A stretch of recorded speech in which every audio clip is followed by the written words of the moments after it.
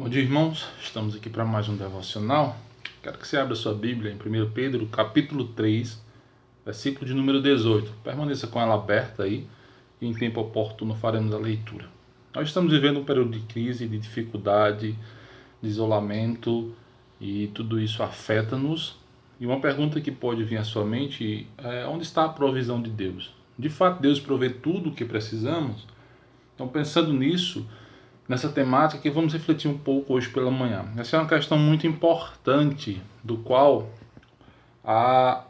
o momento vivido por nós nos influencia. Esse momento que estamos vivendo é um momento onde nós sempre estamos pensando e ansiosos pela provisão de Deus, o que Deus vai fazer, como Deus vai agir, como se dá essa provisão de Deus, o que significa essa provisão de Deus. Então, falaremos sobre isso hoje pela manhã. Quais aspectos importantes da provisão divina? Do que se trata a provisão divina? É de um livramento de uma doença apenas? Ou é algo mais que isso? Então vamos pensar um pouco sobre o que significa e como se dá a provisão divina. De modo geral, assim, a grosso modo, quando falamos de provisão, logo pensamos na ideia de sermos supridos de todas as nossas necessidades, ou sermos supridos naquilo que estamos precisando em determinado momento. Agora, por exemplo, estamos necessitando que esse problema, esse vírus seja eliminado para que assim possamos voltar às nossas atividades normais. Esse é um conceito comum para todas as pessoas e é um conceito comum para a palavra provisão. A ideia é exatamente essa, de trazer aquilo que estamos necessitando naquele momento. Logo, usamos esta ideia também, um conceito popular de provisão, quando falamos da provisão divina. Temos usado desta forma, ou seja, muitas vezes entendemos a provisão divina como aquela ideia de sermos supridos naquilo que estamos precisando em determinado momento. Nós temos usado nesse sentido muitas vezes. Qual o problema nisso? Tem algum problema? O problema disso é que acabamos focando em muitos casos simplesmente em nossa própria satisfação pessoal. Entendemos que Deus tem a obrigação de satisfazer os meus desejos ou mesmo as minhas necessidades. Quando nós entendemos o conceito de provisão só por esse lado de suprir as nossas necessidades quando estamos precisando, nós acabamos por diminuir o conceito e acabamos por colocar em Deus a obrigação de suprir as nossas necessidades ou os nossos desejos. É nesse ponto que o conceito de provisão pode tomar uma proporção arriscada, para não dizer errada, quando nós relacionamos a esse tipo de conceito à providência de Deus, a esse entendimento do que é provisão, à providência do nosso Deus. Deixa eu dar alguns exemplos. Por exemplo, você já deve ter ouvido dizer aquela famosa expressão: peça ou ordene a Deus, pois ele tem a obrigação ou o dever de lhe dar algo. Você já ouviu essas outras expressões, como por exemplo: se você é cristão, você não deve sofrer. Declare diante de Deus tais coisas e você vai receber. Reivindique de Deus, porque você é filho de Deus. Reivindique seus direitos e Deus tem a obrigação de lhe dar. Você já viu expressões como essas? Outras, por exemplo, essa bem mais conhecida: se tu és filho de Deus, manda que as pedras se transformem em pães. Essa aqui é bem conhecida de todos nós. Então, todos nós já ouvimos expressões assim. Pois bem, este é um conceito errado de compreender a provisão de Deus em nossas vidas. Muitas vezes, muitas pessoas estão por aí pensando que essas coisas funcionam, que funciona desse jeito. Mas à luz do que a Bíblia nos ensina, não é este o conceito de provisão divina. Eu quero pensar aqui com os irmãos qual o verdadeiro conceito de provisão divina. Se a provisão divina está ligada ao suprimento da necessidade, eu pergunto, então qual é a nossa maior necessidade? Já que a provisão de Deus está ligada à necessidade do homem, eu pergunto, qual a nossa maior necessidade? A resposta é clara e simples e está descrita em Romanos 3:23. Lá diz o quê? Pois todos pecaram e carecem da glória de Deus. Logo, a nossa maior necessidade não é pão, não é roupa, não é bem-estar social, não é prosperidade, não é saúde. A nossa maior necessidade é Deus.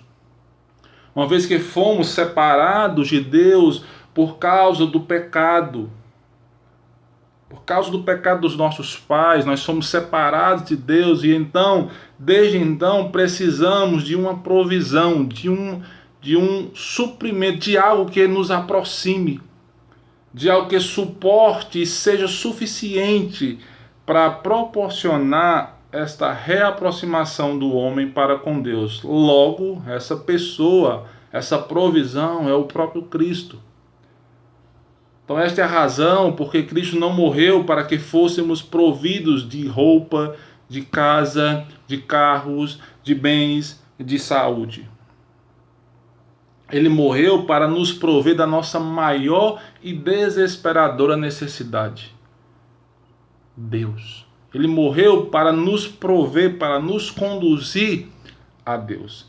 E agora eu quero fazer a leitura do versículo 18 de 1 Pedro, capítulo 3. Diz assim a palavra do Senhor: pois também Cristo padeceu uma única vez pelos pecados, o justo pelos injustos, para conduzir-vos a Deus, morto sim na carne, mas vivificado no Espírito. Por isso, ele é o nosso Redentor, ele é a nossa salvação, ele é o único meio, o único caminho de nos levar a Deus, de nos conduzir a Deus. E satisfazer a justiça de Deus, pagar o nosso pecado para termos paz com Deus, era a nossa maior necessidade.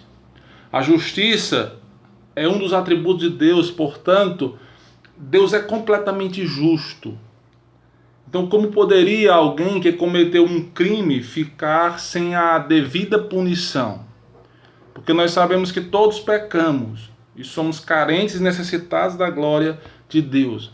Então, alguém voltar a ter acesso a Deus sem pagar pelo seu pecado, isso seria injustiça. Então é por isso que a ira de Deus se revela do céu contra o pecado. Lá vai dizer em Romanos também.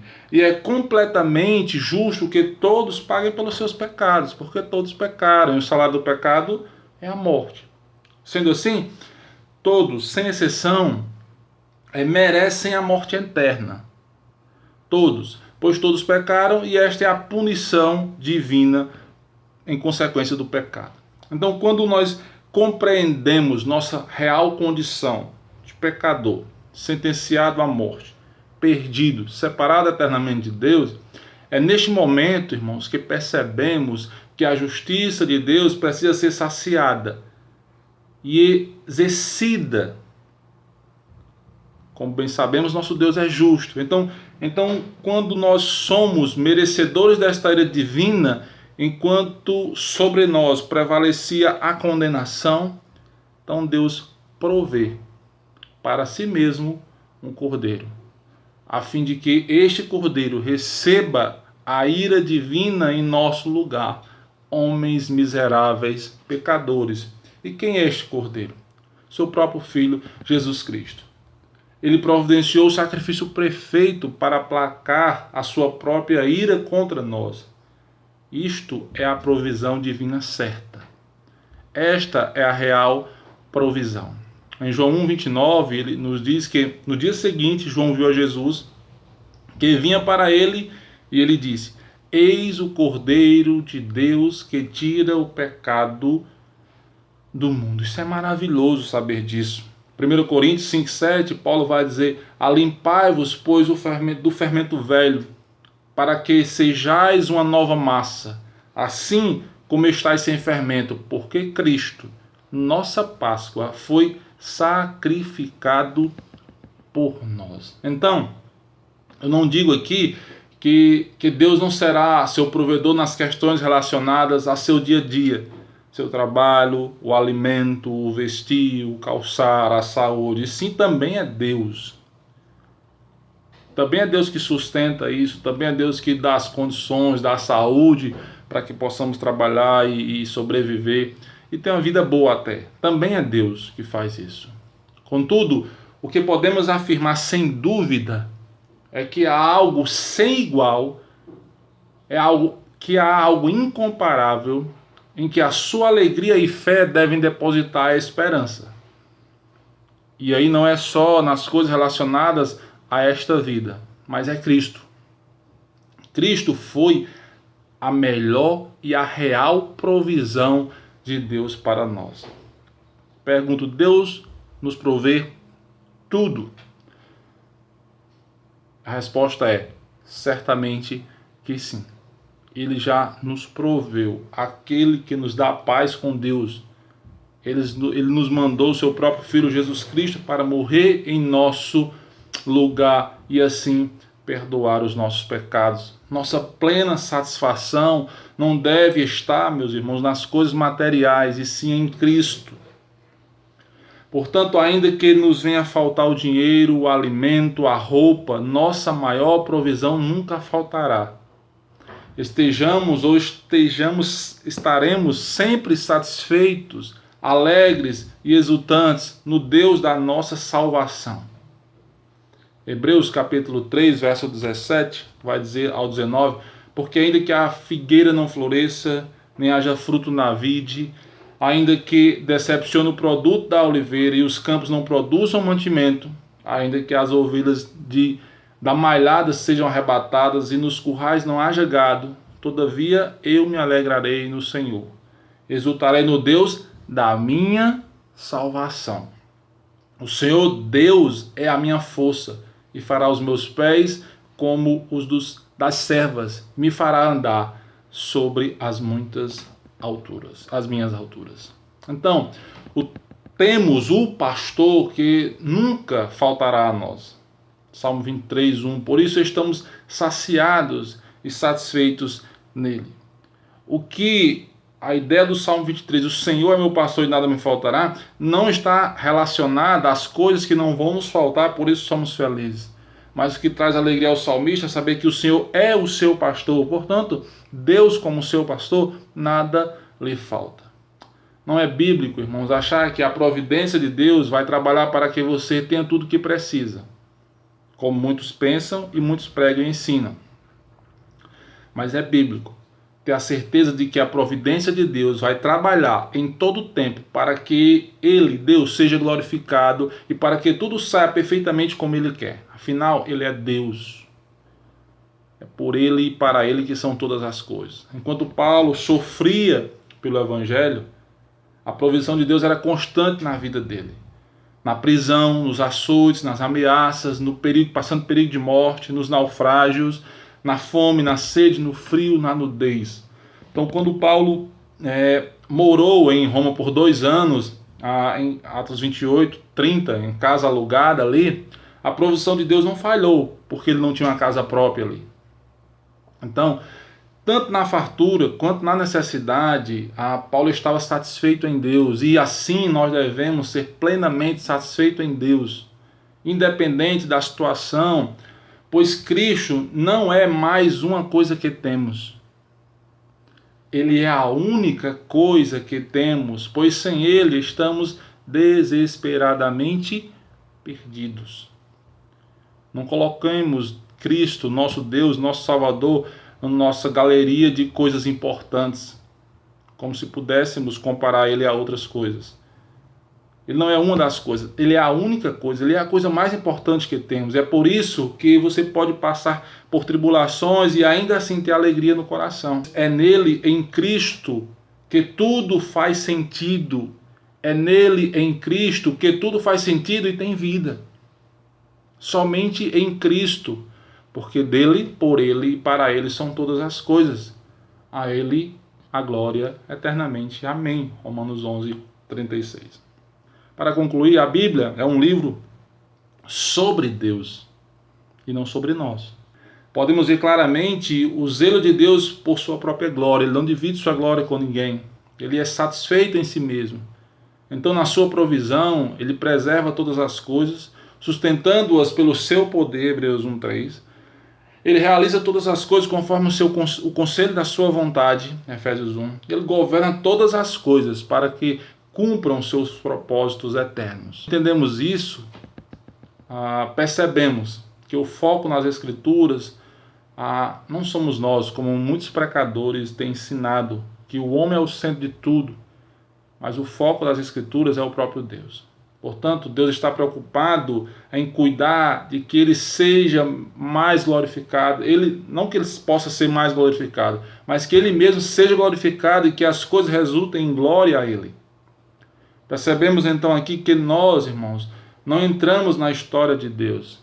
Percebemos assim que nós entramos na história de Deus e não foi Deus quem entrou na nossa história, pois sem Ele o mundo não existiria. Mas às vezes nos colocamos no centro do universo, exigindo que todas as coisas cooperem e sirvam a nosso favor. Pergunto, Deus tem provido todas as coisas? Sim. Ele proveu a melhor de todas as coisas. Ele proveu Cristo Jesus, o nosso Salvador. Que possamos viver esta verdade em tempos de calamidade, em tempos de alegria. Que Deus nos abençoe e fiquem na paz do Senhor, nosso Deus e Salvador, Jesus Cristo. Amém.